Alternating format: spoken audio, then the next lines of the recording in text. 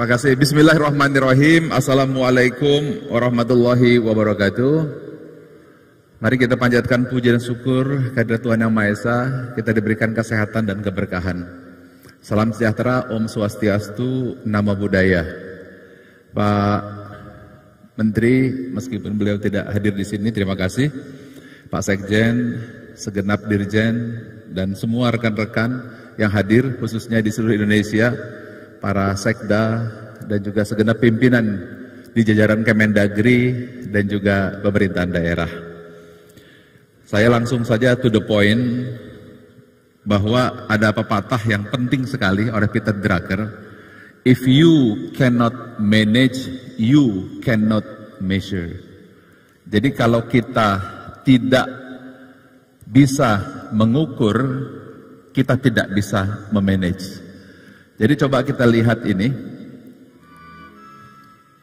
Kalau kita bicara mindset, kalau tidak terukur, bagaimana nanti Pak Teguh diukur kinerjanya? Betul?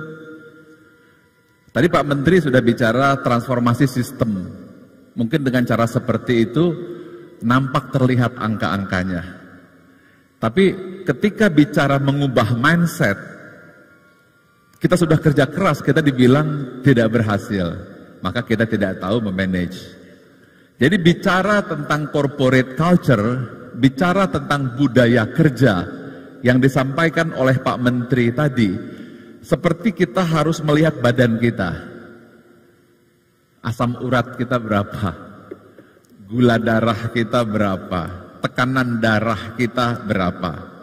Jangan sampai kita salah pengobatan. Perubahan mindsetnya tidak tepat sasaran atau tidak presisi. Nah, karena itu sebelum kita bergerak ke depan untuk perubahan budaya kerja yang dimulai dari perubahan mindset, maka yang pertama dan utama adalah diukur dulu. Contohnya, siapa yang sudah kena COVID, angkat tangan. Pasti diukur, city value-nya berapa, betul? Kalau sudah 40, berarti sudah negatif. Kalau kita tidak punya city value, kita bisa terus rawat inap. Kita bisa terus diisolasi atau isoman. Nah, begitu juga perubahan mindset atau culture. Oke, sekarang kita masuk ke modul. Oke, saya ingin sampaikan apa yang disampaikan Pak Menteri tadi, bahwa kita hidup di era VUCA. Jadi ASN hari ini tidak sama dengan ASN kemarin. Jadi ASN yesterday beda dengan ASN for tomorrow. Bahkan katanya sudah banyak ASN yang diganti dengan robot gitu ya. Nah, artinya ini disebut dengan VUCA. Semua berubah cepat, volatility. Semua uncertainty, tidak ada kepastian. Semua serba kompleks. Ini saya lapor ke siapa? Semua serba ambigu. Tiba-tiba ada perubahan struktur. Eselon 3, 4 tiba-tiba dihapus, diganti digital. Kemudian perpindahan ibu kota, perpindahan sistem. Belum lagi perubahan teknologi, pakai metaverse, saya belum tahu seperti apa lagi ke depan. Ditambah lagi tadi apa yang Pak Menteri sampaikan tentang yang Alvin Toffler itu, ya, di mana perubahan itu dari agriculture ke industrial ke information technology. Lalu kalau keadaan seperti ini, apa yang harus kita lakukan? Mempertahankan bangsa, betul? Mempertahankan negara, benar? Mempertahankan Kemendagri. Lalu bagaimana cara mempertahankannya? Itu adalah kuncinya. Kita mundur 100 tahun ke belakang. Bagaimana bisa bertahan 100 tahun? Dilakukan sebuah riset oleh Ari de Goos tentang organisasi, korporasi yang bisa bertahan 100 tahun. Ini dia. Coba lihat yang warna hitamnya. Jadi apa yang disampaikan Pak Menteri itu adalah perubahan-perubahan dari sisi operating practice berubah. Betul? Sudah pakai bukan hanya dengan IKTP, teknologi-teknologi yang tadi disampaikan oleh Dukcapil, transformasi teknologi, itu akan berubah warna putih. Goals berubah, kemudian strategi berubah. Tapi perhatikan baik-baik, dua yang dipertahankan. Apakah itu? Core values dan core purpose. Dua saja, dua yang harus dijaga. Core values ini contohnya adalah amanah. Itu core values, integritas, itu amanah. Jepang bisa bertahan 1000 tahun kekaisarannya, yang dipertahankanlah Gi, Yu, Rei, Makoto, Chunggi. Gi itu jujur gitu, Rei itu hormat, Chunggi setia. Nah ini yang pertahankan. Alhamdulillah setelah Indonesia merdeka per hari ini, akhirnya di tahun 2021 Pak Presiden sudah mencanangkan berakhlak sebagai core values, core purpose. Kita berikan applause ini, sudah jelas sekarang. Ya, seperti Anda kalau ke Jepang juga jelas, dan kemudian apa yang menjadi core values-nya jelas. Tapi di Indonesia tidak jelas. Masing-masing kementerian punya core values beda-beda, berhati nyaman dan seterusnya. Sehingga kalau kita pindah ke salah satu kementerian, kita bingung apa core values-nya. Ya, kalau di Cina 2, Kuangsi, Sinyung, Kuangsi, Kongsi, Sinyung, jujur gitu ya. Korea juga jelas, yaitu core values-nya. Begitu core values ada, Korea bangkit dari hanya per kapita 60 US dollar, sekarang 25.000 US dollar. Oke, sekarang apa yang kita perlukan untuk menghadapi ini? 3, nah, maksud saya ada 5, yaitu agility. Pertama, mental agility. Jadi mental ASN itu bukan lagi mental yang biasa. Change agility, siap untuk dirubah-rubah, siap untuk dimutasi, siap untuk menerima perubahan, siap untuk tidak hanyut kepada situasi yang saat ini bisa membuat anak-anak kita goyah. People agility, pimpinan akan terus berganti, atasan berganti, anak buah juga datang. Bukan lagi generasi Gen X, bukan lagi Gen Y, bukan lagi Gen Z, bukan lagi Gen Alpha, tapi sudah generasi strawberry yang baper dan gampang lumer. Dan itu akan jadi anak buah kita. Bagaimana kita mampu menghadapi ini? Kemudian ada learning agility. Kita terus belajar, tetapi ada satu hal yang selalu diminta oleh pimpinan, apapun kondisinya, result. Yang disebut dengan result agility. Nah pertanyaannya adalah, bagaimana cara kita meningkatkan kapasiti kita sebagai ASN? Diibaratkan tantangan itu adalah seperti Ferrari, ya seperti Ferrari, kecepatannya bisa 400 km per jam, cc-nya 6.300, maka kuncinya adalah meningkatkan kapasitas diri ASN. Jangan sampai tantangan di luar Ferrari, kapasitas dirinya Karimun. Lalu apa yang harus dibangun? Saya perlihatkan segitiga ini. Oke, kompetensi itu sering dilatih. Kita terlalu banyak mengajarkan kompetensi kepada anggota kita, ASN kita, betul? Tetapi yang bermasalah bukan kompetensi, tetapi agility. Saya belum lama kumpul kepada sebuah kementerian, ya, ada sebuah kementerian yang bergerak di bidang energi gitu ya. Anak-anak muda yang pinternya, insinyur-insinyurnya resign, orang-orang pinternya. Bagaimana jadinya? Akhirnya yang tinggal orang-orang yang tingkat 3, tingkat 4, tingkat 1-nya pergi. Mengapa? Karena kita tidak membangun agility.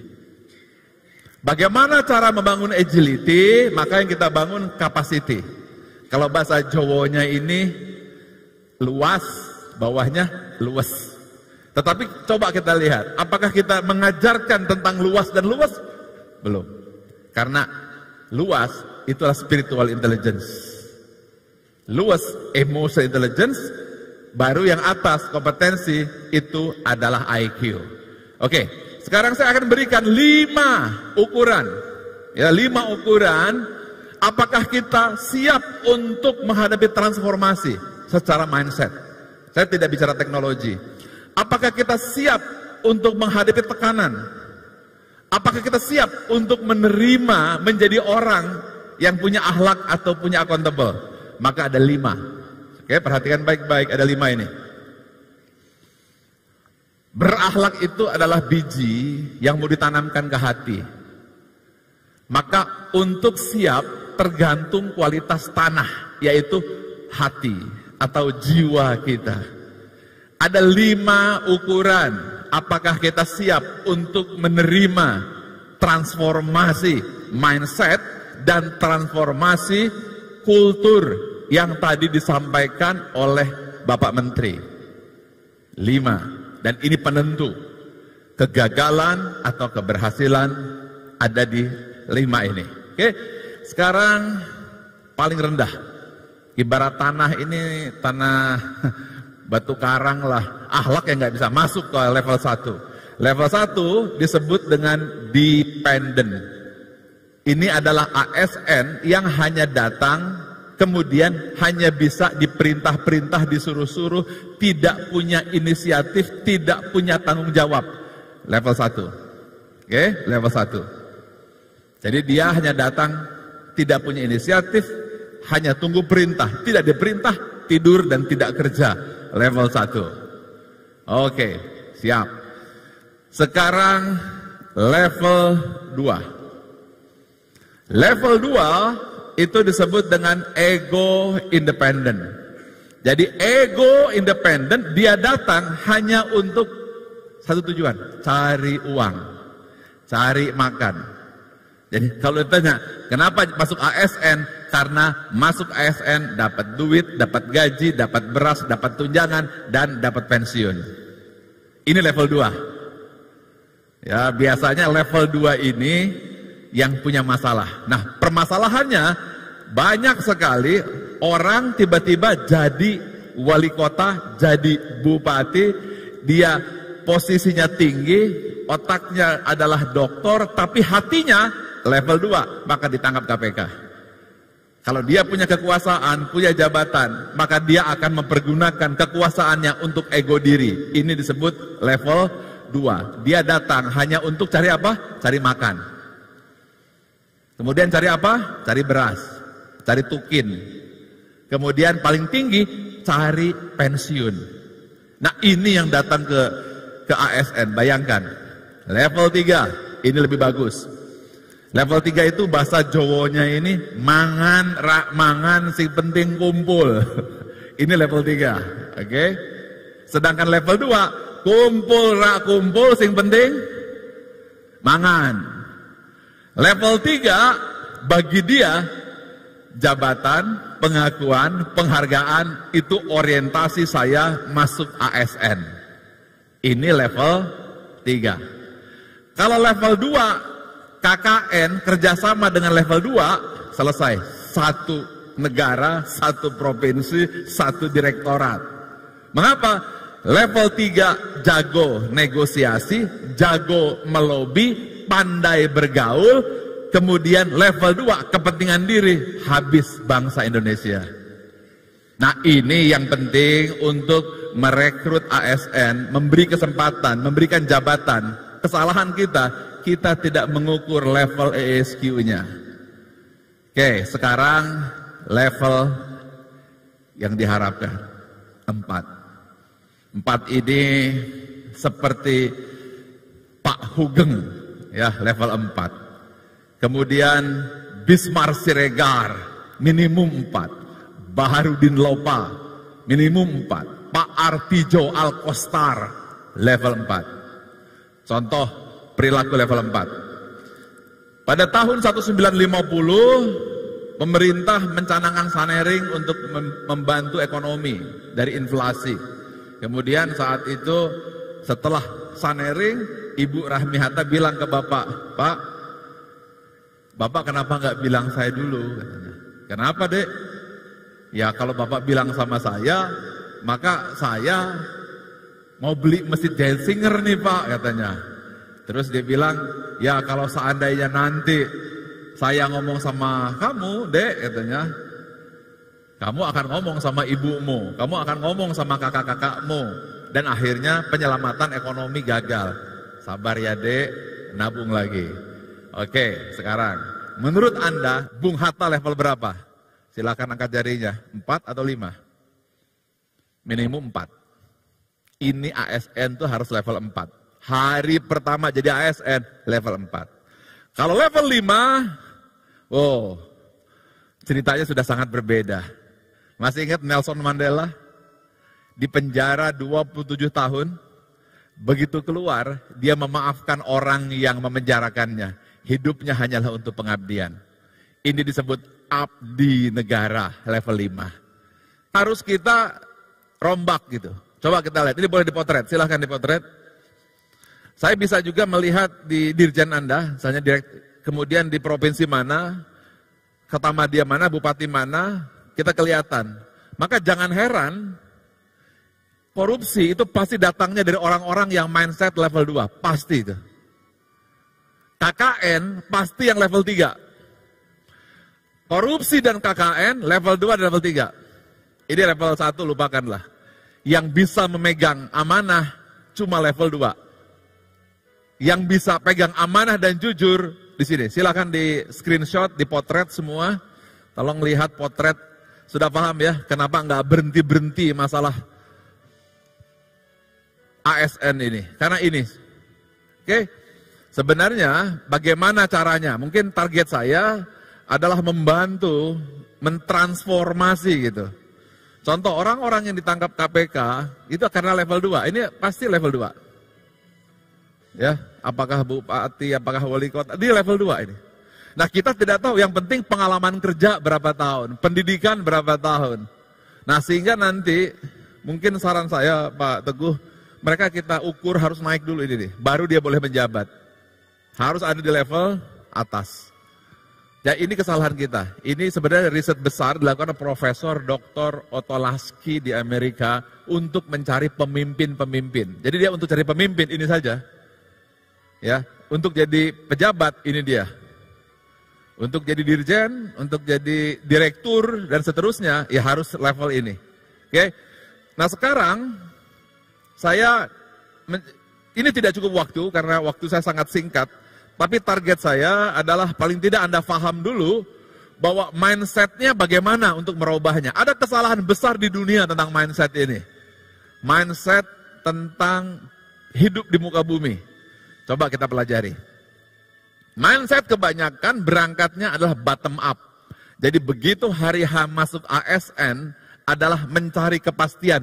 Gaji saya berapa, pensiun saya berapa, tukin saya berapa, nomor 1. Itu kesalahan paling besar. Ya, kesalahan paling besar. Padahal kan sudah dikatakan ya, bukan apa yang yang negara bisa berikan untuk kita, tapi apa yang kita berikan untuk negara. Jadi beda sekali. Hari masuk ASN, mindsetnya di sini. Ya sudah, macam-macam itu kejadiannya.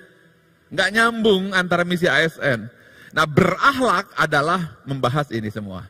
Oke, target kedua tantangan. Jadi tantangan itu adalah semua orang suka tantangan.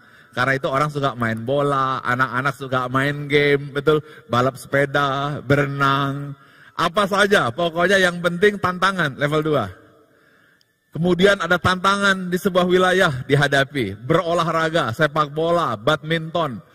Ya, semuanya tantangan, masuk ASN, menghadapi permasalahan, ada yang suka. Orientasi dia level 2. Kemudian naik ke atasnya adalah eksistensi. Saya ingin eksis. Maka dia bangga menjadi pejabat. Bangga menjadi amtenar. Bangga menjadi ASN. Dan kebanggaannya itulah menjadi utama. Ya, bahkan lebih bangga daripada menjadi seorang pengusaha. Berarti dia level 3. Kemudian yang keempat adalah setiap waktu dia hanya berpikir kapan naik pangkat, naik jabatan, naik eselon. Itu saja otak dia. Dan tidak terpikir yang nomor 6. Bahwa hidup adalah untuk kontribusi.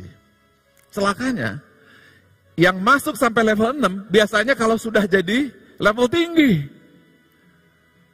Sudah jadi dirjen, sudah jadi direktur, sudah jadi menteri, levelnya 6 biasanya. Sudah bicara tentang negara. Tapi kebangetan, kalau sudah punya jabatan tinggi, masih di level 1, maka dia pasti akan punya masalah ke depan. Oke, berikutnya adalah yang paling tinggi, itu adalah purpose. Nah, purpose itu yang tadi Pak Menteri sampaikan, hey, Anda ini mau jadi eselon berapa, kayak mau bintang berapa, ujung-ujungnya Anda kembali ke dalam kubur, 2 kali 2 meter, nggak lebih, nggak kurang. Maka pertanggungjawaban hidupmu, berikan kontribusimu. Itu sudah level berapa? 7, purpose. Nah, sekarang saya ingin tanya. Yang diajarkan sesuai agama masing-masing. Nabi dan Rasul masing-masing. Guru masing-masing. Silakan tulis di kolom chat. Yang benar dari atas ke bawah atau dari bawah ke atas? Tolong jawab. Yang benar dari atas ke bawah atau dari bawah ke atas? Oke, lebih dalam lagi.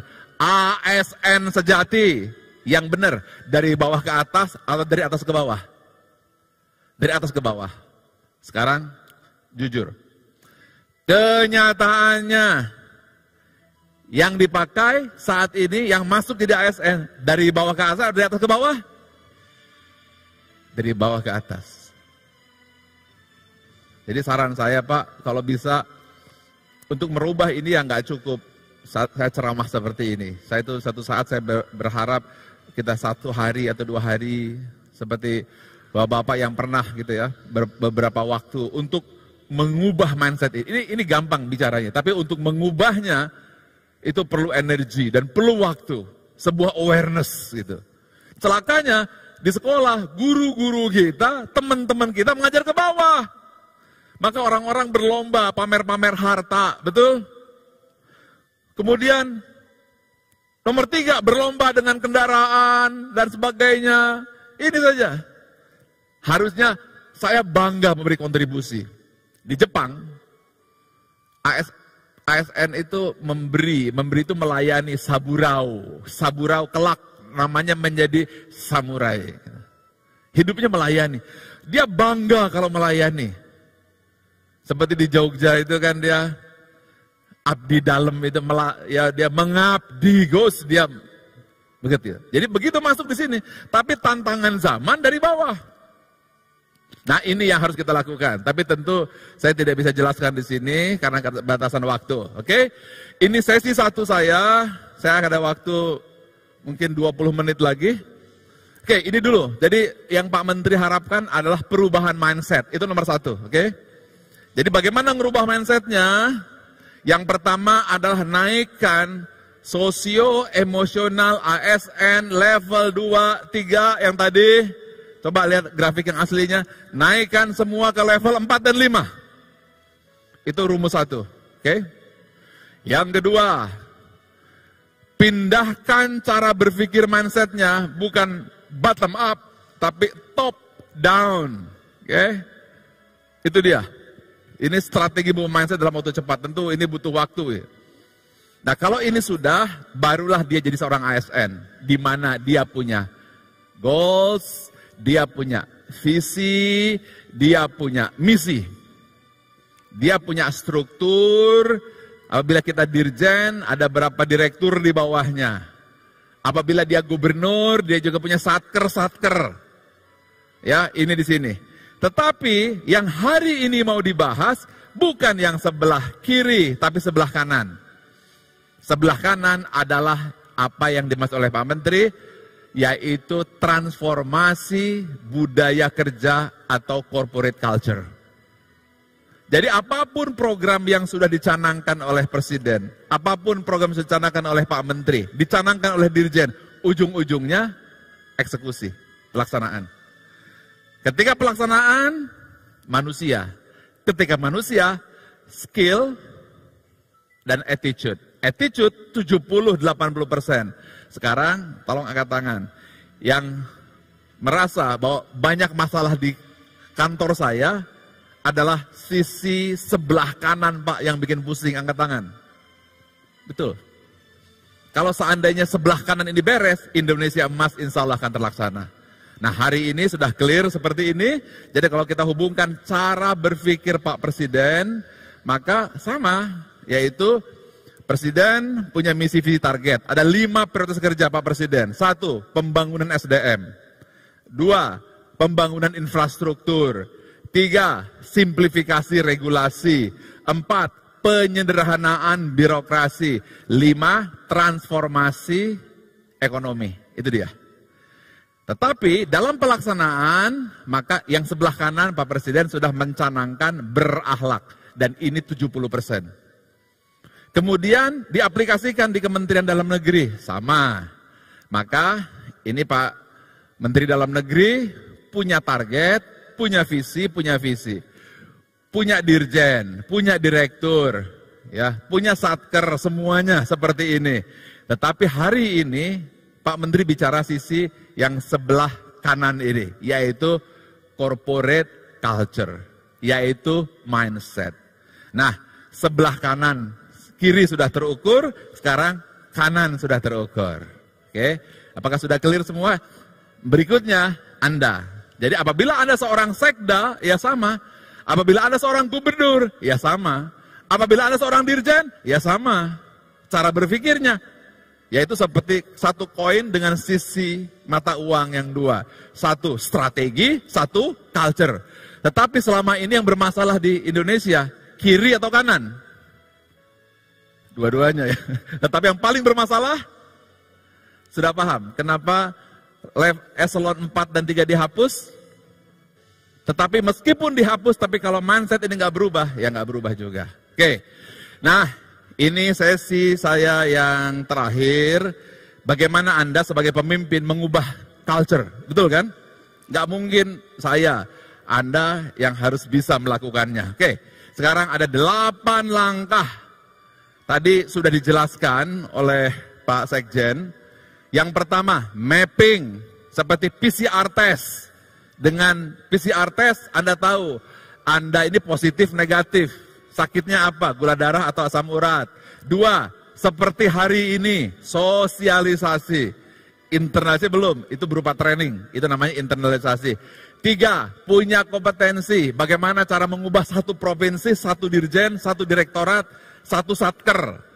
4, harus ada leader. Seperti barusan Pak Menteri, dia leader yang punya komit untuk merubah. 5, nah ini sudah SK-nya dari Menpan, yaitu harus punya agen perubahan. Tetapi agen perubahan yang tahu hasil pengukuran. Yang terjadi di Indonesia, agen perubahannya banyak, tapi tidak tahu orangnya sudah di PCR test atau belum. Belum dibawa ke Prodia, langsung kerja, ya tidak efektif. Kemudian baru ada evaluasi intervensi, sakit gula darah atau asam urat. Berikan award, dan terakhir teknologi. Oke, jadi satu persatu. Sekarang mapping. Oke, kita lihat. If you cannot measure, you cannot manage. Nah, berikutnya, seperti hari lakukan. Jadi tolong Pak Sekda-Sekda yang hadir, lakukan hal yang sama seperti ini. Supaya di jajarannya juga jelas. Dirjen-dirjen lakukan hal yang sama ke bawahnya.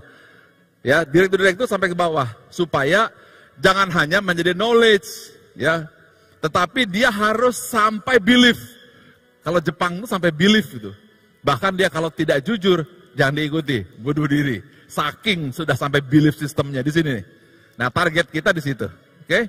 Tadi seperti Pak Menteri ngomong, Anda tuh akan mati kok 2 kali 2, apalagi sih? Nah, berarti beliau bicaranya belief. Betul ya? Kemudian tadi disampaikan oleh Pak Alex tentang Menpan RB bagaimana strateginya, itu adalah knowledge.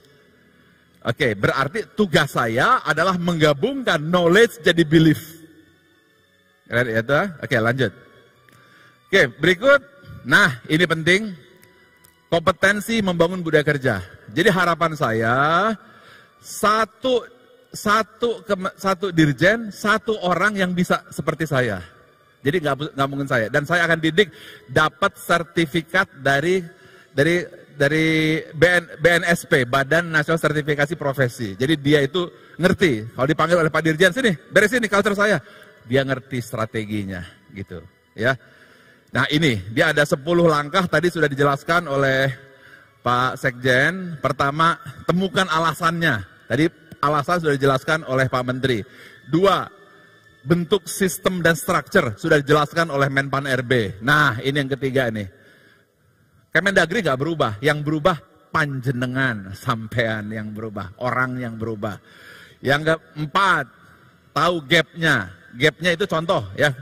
Gap hari ini itu dari 51 ke 100%, berarti gapnya berapa persen? 49% gapnya. Itu namanya gap. Nah ini gapnya nih, ya. Ini benchmarkingnya. Oke, lanjut. Nah berikutnya, setelah kita masuk ke ya berikutnya adalah develop winning team. Ya, Anda ciptakan agen perubahan. Jadi contohnya ya di agen perubahan saya siapa gitu. Pak Zudan punya agen perubahan. Nah, beliau nanti yang harus laporan ke Bapak, ya.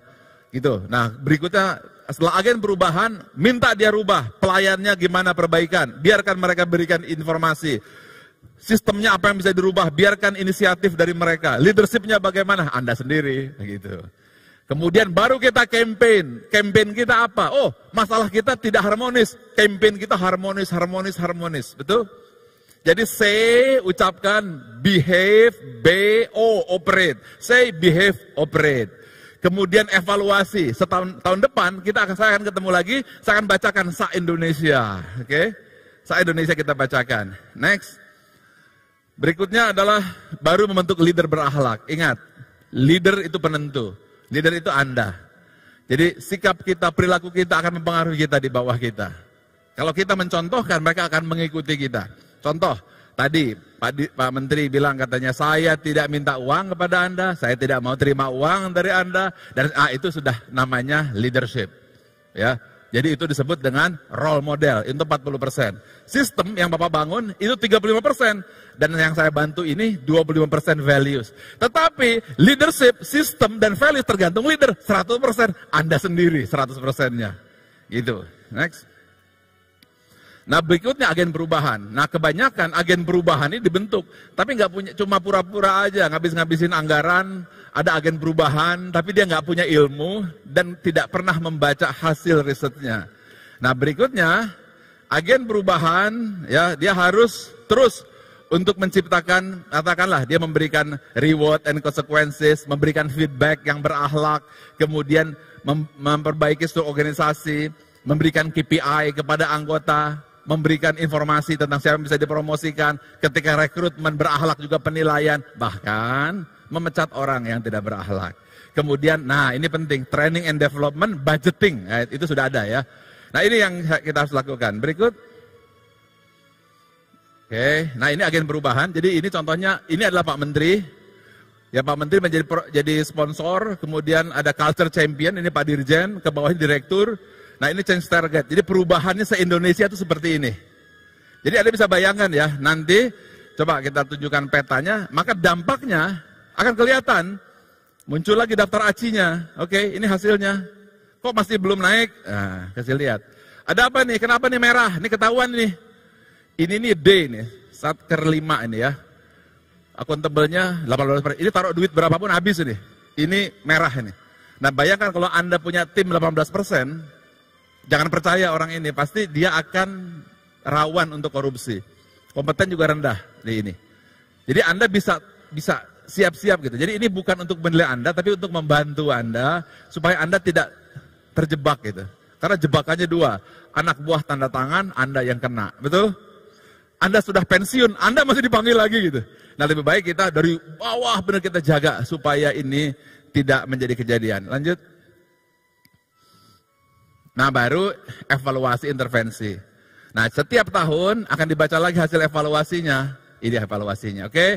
Nanti Anda kalau Anda sebagai seorang gubernur, Anda seorang bupati, Anda seorang dirjen, Anda seorang katakanlah pimpinan daerah, ya Anda bisa lihat ada apa nih kabupaten ini, ada apa nih provinsi ini, ya maka semuanya akan nampak dengan jelas. Oke? Nah berikutnya ini dia roadmap-nya. Ini dari saya, mudah-mudahan sih tahun 2022 ini jangan bisa B, 2023 sudah A, sehingga 2024 sudah selesai, revolusi mental berhasil dengan nilai A. Tepuk tangan dulu. Ya, itu saran saya, dan kemudian harapan saya akan ada award apresiasi. Contoh di Kementerian BUMN, kemarin kita buat itu 1 tahun. Nah saran saya akan ada nih, Akhlak Award versi Mendagri. Diberi penilaian di seluruh anggotanya dinilai. Siapa yang dirjen yang terbaik berakhlaknya, ketahuan. Kemudian di level provinsi, mana provinsi yang terbaik, ketahuan. Kemudian kabupaten terbaik, semuanya akan nampak. Dan semuanya bisa dibuka secara digital, tetapi juga bisa dilihat secara, bukan hanya secara angka, tapi juga Anda bisa penjelasan secara verbal, apa saja. Oke? Nah berikutnya manfaatkan teknologi. Ini bukan menyengi Pak Zudan ini. Jadi ada teknologi. Jadi nanti kita bisa diskusi sama-sama. Jadi ada sebuah sistem semuanya hanya di handphone. Sehingga sambil tidur Pak Menteri bisa lihat, Pak Presiden juga bisa melihat gitu. Bagaimana perjalanan berakhlak di setiap provinsi kelihatan. Intervensinya perbaikan kelihatan. Itu kita sudah punya alatnya, tinggal nanti akan saya berikan ke sini, silakan dipakai. Jadi bisa integration platform gitu ya. Jadi platform untuk belajar sama-sama, semuanya bisa. Komunikasi, saya dari Papua, bagaimana bisa komunikasi dengan Aceh, ada masalah di sini bagaimana bisa. Memberi apresiasi yang berakhlak, bisa. Memberi feedback dari dirjen ke bawahan atau menteri ke dirjen, bisa. Kolaborasi, ada sebuah program dilaksanakan sama-sama, bisa. Metode belajar terbaru, semua dalam genggaman. Jadi kalau ini berhasil, maka Kemendagri menjadi kementerian paling canggih pertama. Kita sudah ada alatnya Pak, tinggal saya serahkan aja untuk membantu. Oke, nah pada akhirnya, ya inilah 8 strategi, boleh difoto ini. 1, Anda mapping, Anda suruh aja anak buah Anda. Pak Dirjen nanti anak buahnya kirimkan satu-satu, saya akan latih pro bono, dapat sertifikat ujian negara. Jadi dia bisa seperti saya. Ya silahkan free of charge, pro bono, nanti kirim ke saya. Dan dia dapat ijazah resmi. 2, sosialisasi, internalisasi. Ini internalisasi belum. Internalisasi ini programnya Pak Teguh gitu Pak. Internalisasi ke hati. Kemudian kompetensi. Nah, orang yang seperti saya harus ada di setiap provinsi 1 orang, kabupaten 1 orang, setiap dirjen 1 orang, setiap satker 1 orang. Nah, dia yang harus memanage ini semuanya. Kemudian leader, itu Anda sendiri, punya tanggung jawab. Agen perubahan tersebar, dan itu sudah ada perintahnya. Kemudian evaluasi perubahannya, sambil mereka harus perbaiki, berikan apresiasi, dan kemudian manfaatkan teknologi. Nah, itu dari saya.